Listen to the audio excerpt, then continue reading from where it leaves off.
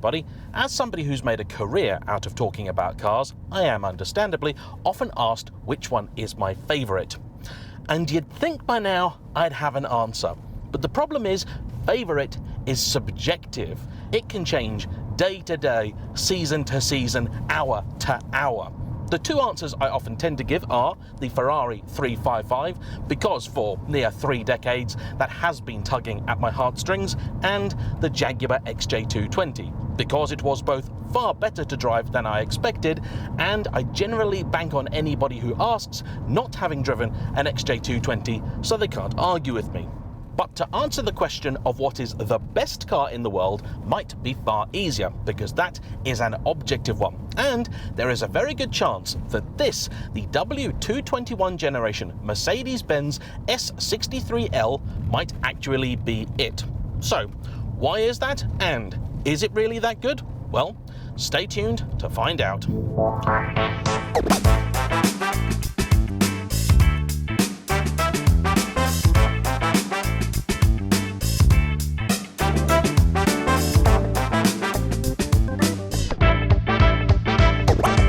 I am sure by now that many of you are familiar with the S-Class, the segment-defining flagship from Mercedes that's been setting the standards for luxury cars for decades.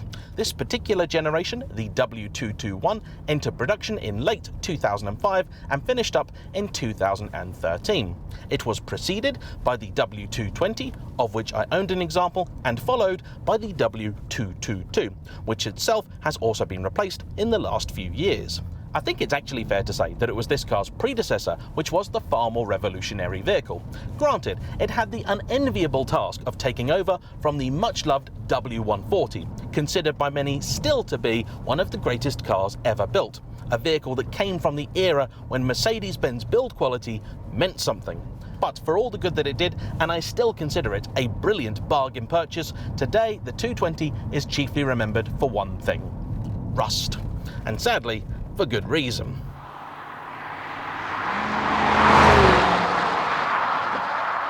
A good S-Class is a wonderful thing, but a bad one can become a living nightmare. So if today's review persuades you to head over to the classifieds, don't forget to use CarVertical, the search tool that cross-references databases from around the globe to give you the lowdown on any potential used car purchase.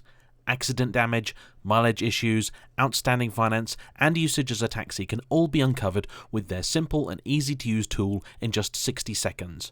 All you need is a VIN or registration number, and to get 10% off the service, don't forget to use my discount code JAYEMM.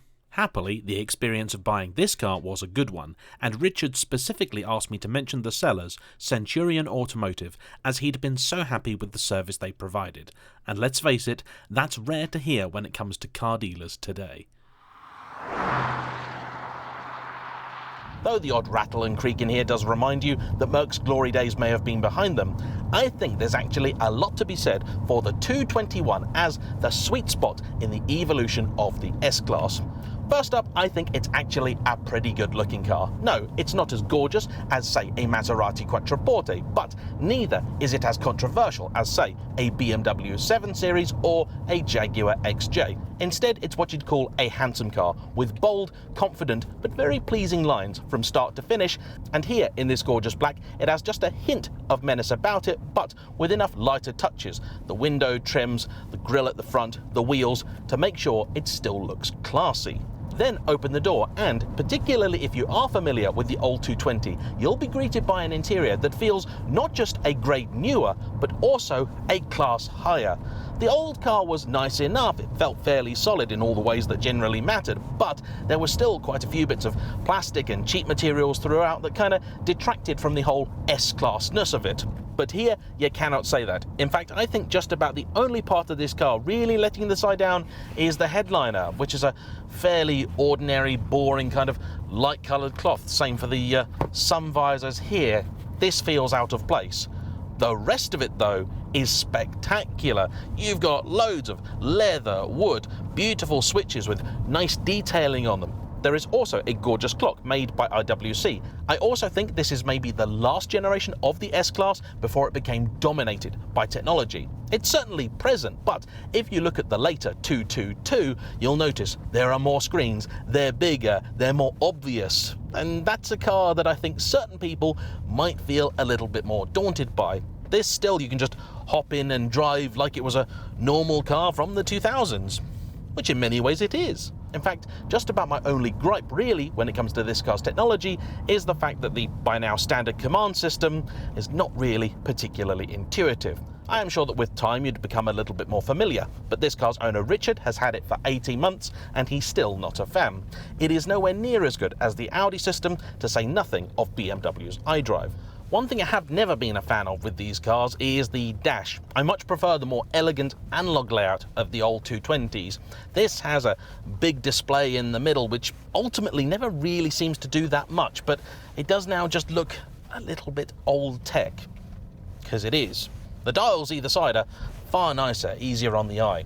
Mercedes have always been proud of the fact the S-Class is something of a technological pioneer, and reminding ourselves this is a car that came out in 2005, here is a brief list of some of the technology you could get with it. Intelligent ESP with torque vectoring, brake assist for emergency stops, radar guided cruise control, collision pre-warning and assist, swiveling by xenon headlights, night vision, adjustable rain sensitive wipers, heated wing mirrors, heated, ventilated and fully electric memory seats with adaptive side bolsters, soft closed doors, double glazing with infrared protection, keyless operation, ambient interior lighting, automatically deployable rear headrests, tyre pressure monitoring system, TV tuner with digital signal, voice control, traffic sign recognition, parking sensors and camera, and many, many more. Please note, features available vary based on trim and model year. Not bad, hey? Also helping ensure the S-Class could deliver on the promise of luxury was the fact that for most markets around the world, you could have it in either short or long wheelbase variant, and by default, it sat on air suspension, with the sportiest models, such as this, instead getting Mercedes ABC system, active body control, which instead used a combination of conventional steel springs and high-pressure hydraulics to deliver a blend of both comfort and performance.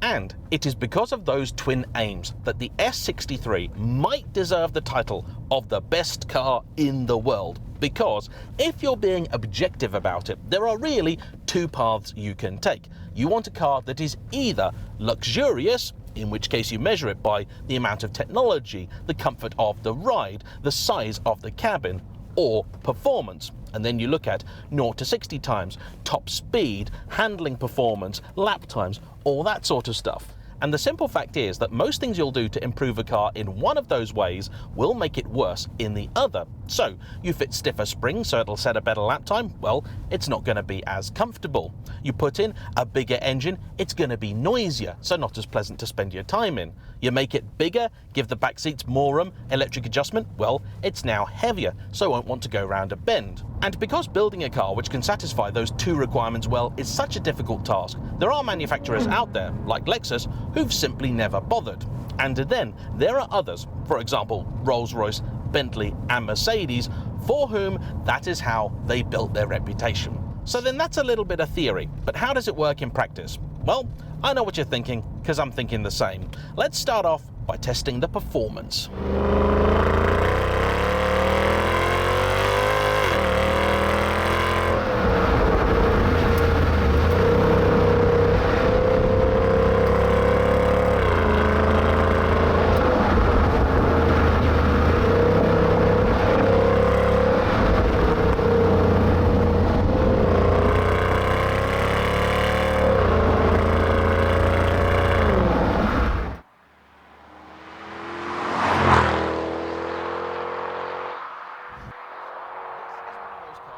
Makes you smile, not because of how well it does something, but by the fact it even tries. Sure, through a setup ends like that, the equivalent C63 would be a better car, with more engaging steering and a little bit faster.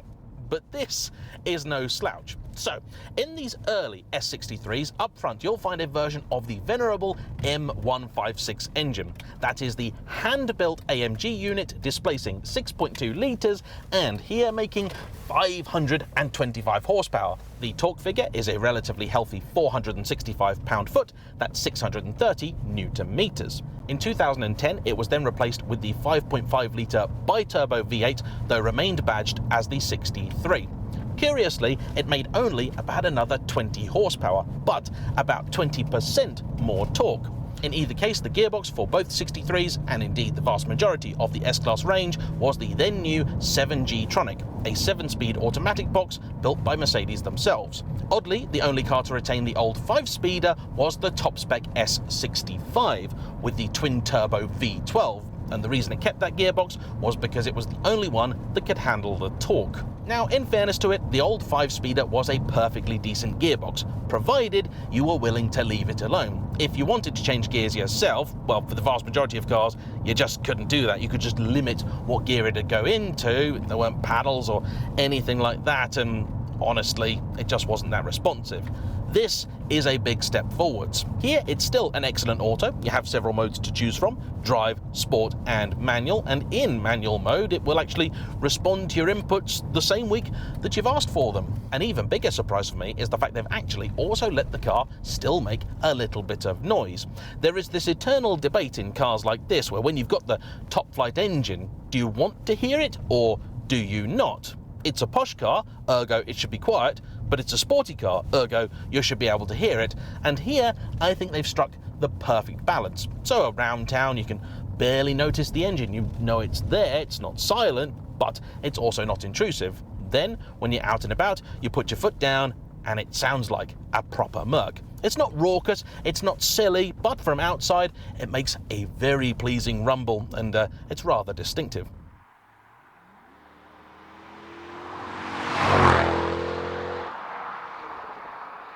The brakes are pretty decent too, and they should be. They are gargantuan, with no fewer than 4 pads at the front.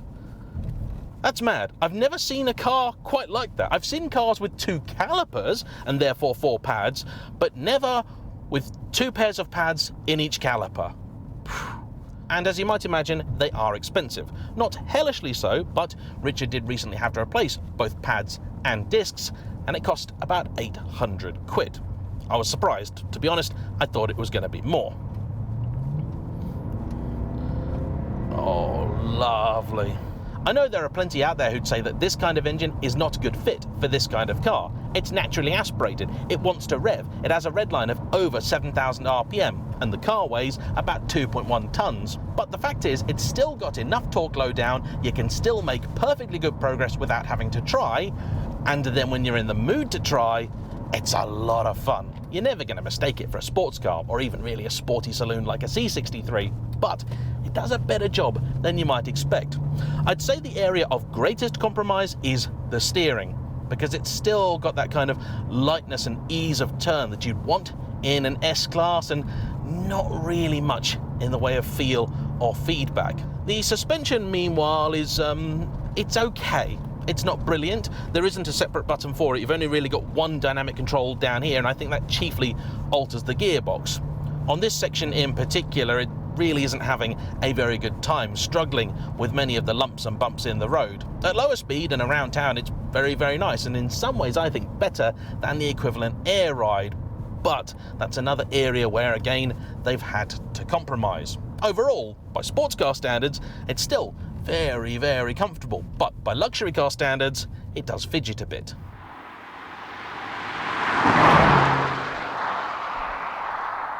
Fuel economy, as you might imagine, is not great. On average, Richard has been getting low teens, but that's chiefly because his commute is very short, and that's one reason he has a car like this, because that's not really a big deal for him. It replaced a Jaguar XFR, which he'd had for about 5 years, and before that, an E39 M5. I'm sure you can see the pattern here. He's a man that loves a nice, big car with a meaty V8 in it. And I have to admit, though it's a car that doesn't really excel in any one particular area, it's just really good at everything. It is still relatively comfortable. It has loads of technology in it. You stab the throttle, it goes, makes a good noise too. The boot is a decent enough size, and this being the long wheelbase version, there's also plenty of room for passengers in the back without the car being gargantuan. At about 5.2 meters long, it's still smaller than a small Rolls-Royce. I think it's a better looking car than the competition, with the possible exception being the Lexus LS, for which I've always had a little bit of a soft spot. It is extremely well specified, it's far faster than the Lexus equivalent, and even really the BMWs of the day too. If you want the ultimate in understated luxury and speed, an Audi S8 is likely going to be a better choice, and if you want the best driving big car, that'll be the Jaguar XJ. However, this is far more than a jack of all trades. It's very good at most, and maybe a master of some, meaning that though it's not actually the blinding experience I was kind of hoping or maybe fearing it would be, I'm always looking at these in the classifieds, it is just really good. And happily, in the 18 months that he's had it, brakes aside, Richard hasn't had to do anything. Which is not to say that one of these would be trouble-free. The engines are known for having issues, the gearbox is known for having issues, the ABC is notorious for having issues, and any car of this age, packed with this much tech, is certainly going to have the odd gremlin. And you know what? I nearly forgot to tell you the absolute best bit, which is the fact that these cars, like nearly all big barges, are a bargain. When new, one of these would have set its first owner back £125,000. Even not accounting for inflation, that's a lot of money. But if you're very, very brave, you can pick one up for about 16 grand. But if you're not feeling quite that brave, you can get a decent looking one for £20,000 to £25,000.